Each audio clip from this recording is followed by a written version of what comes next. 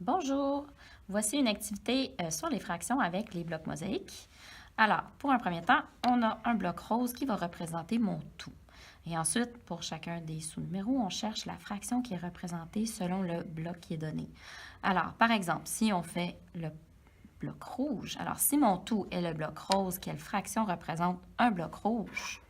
Eh bien, on peut aller placer un bloc sur notre bloc rouge, mais pour nous aider, on va en utiliser d'autres pour compléter le tout.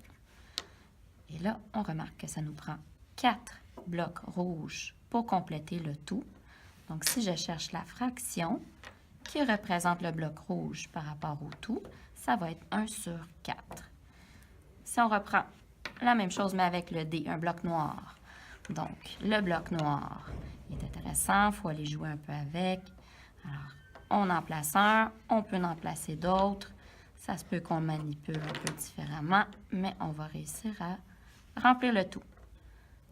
Et là, qu'est-ce qu'on remarque? Il nous faut 3 blocs noirs pour remplir le tout, puisqu'on en demande seulement un. Alors, la fraction qui est représentée ici, c'est 1 sur 3.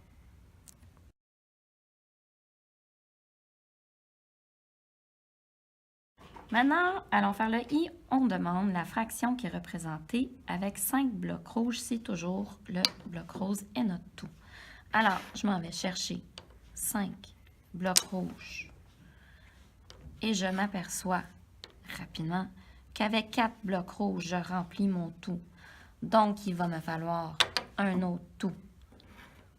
Je mets maintenant le dernier morceau. Alors, 5 blocs rouges comparé à un tout, bien, on voit qu'on complète un entier, un tout, et un morceau sur 4, parce qu'on voit bien qu'il y a 4 blocs rouges qui remplissent le tout. Maintenant, allons faire le M avec 2 blocs différents. Le tout est toujours le bloc rose. On cherche la fraction qui est représentée par un bloc jaune, 2 blocs bleus. Maintenant, alors ici, on voit que ce n'est pas les mêmes grosseurs de morceaux, donc je ne peux pas maintenant trouver une fraction. Donc, j'essaye d'utiliser mes plus petits blocs.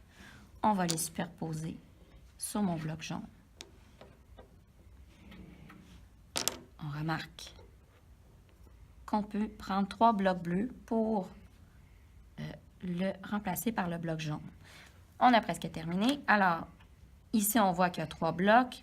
Logiquement, ici, il va y avoir 3 autres blocs. Donc, en tout, pour compléter, ça va nous prendre 6 blocs bleus pour compléter le tout. Donc, un bloc jaune et 2 blocs bleus revient à dire 1, 2, 3, 4, 5 sur 6.